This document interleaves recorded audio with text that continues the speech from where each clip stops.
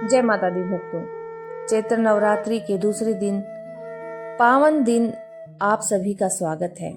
आज का दिन आदि शक्ति के द्वितीय स्वरूप माँ ब्रह्मचारिणी को समर्पित है। ब्रह्मा का अर्थ है तपस्या और चारिणी का अर्थ है आचरण करने वाली, यानी तप का आचरण करने वाली शक्ति। आज की इस वीडियो में हम जानेंगे माँ ब्रह्मचारिणी की कठिन तपस्या की वो कथा जो हमें धैर्य और शक्ति का मार्ग दिखाती है। चलिए कथा का श्रवण करते हैं। माँ ब्रह्मचारिणी का स्वरूप अत्यंत ज्योतिर्मय और भव्य है। वे सफेद वस्त्र धारण करती हैं। माँ के दाहिने हाथ में जप की माला और बाएं हाथ में कमंडल सुशोभित है।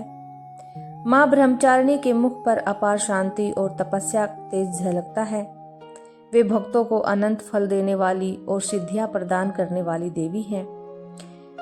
पौराणिक कथाओं के अनुसार माँ ब्रह्मचारिणी ने पर्वतराज हिमालय के घर पुत्री के रूप में जन्म लिया था। भगवान नारद जी के उपदेश से उन्होंने भगवान शिव को पति के रूप में प्राप्त करने के लिए घोर तपस्या करने का संकल्प लिया। इस कठिन तपस्या के कारण ही इनका नाम ब्रह्मचारिणी पड़ा। अब कथा के अनुसार उन्होंने 1000 वर्ष तक केवल फल और फूल खाकर समय बिताया। अगले 100 वर्षों तक उन्होंने केवल जमीन पर रहकर शाक सब्जियों का निर्वाह किया। इसके बाद कई वर्षों तक उन्होंने कठिन उपवास रखे और खुले आकाश के नीचे वर्षा और धूप के घोर कष्ट सहे। 1000 वर्षों के तपस्या के बाद माता ने सूखे हुए बिल्वपत्र, बेल के पत्ते खाना भी छोड़ दिया। कई 1000 वर्षों तक निर्जल और निराहार बिना भोजन और पानी के तपस्या करने के कारण उनका शरीर अत्यंत क्षीण हो गया।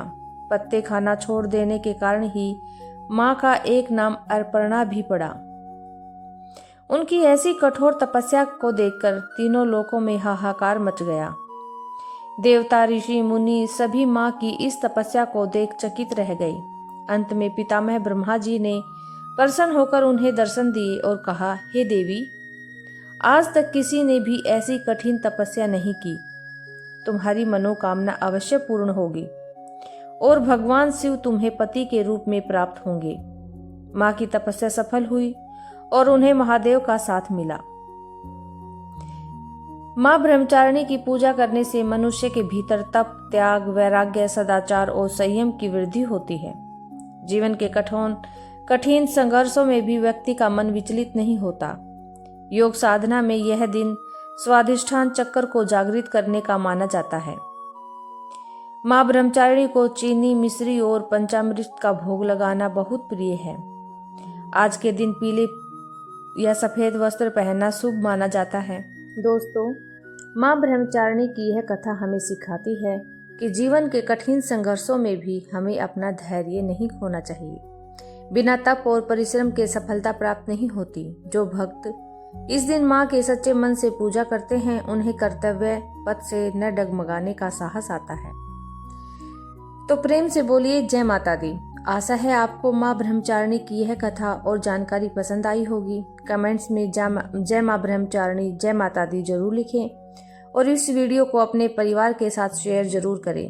कल हम मिलेंगे माँ के तीसरे स्वरूप माँ चंद्रघंटा की कथा के साथ। चैनल को सब्सक्राइब करना न भूलें। धन्यवाद। जय माता दी।